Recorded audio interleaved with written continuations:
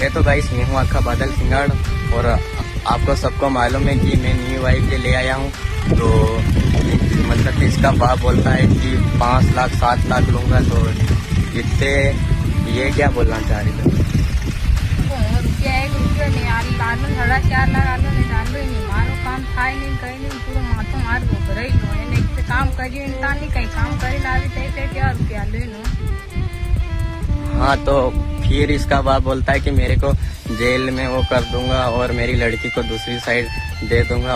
सबको पता है मैं पहले से भी मैं मतलब धोखा खाया हुआ हूँ और इतना कर्जे में वो पहले मेरी वाइफ थी सपना, उसने भी फंसा कर वो भी चली गई। पर तू तो नहीं जाएगी क्या?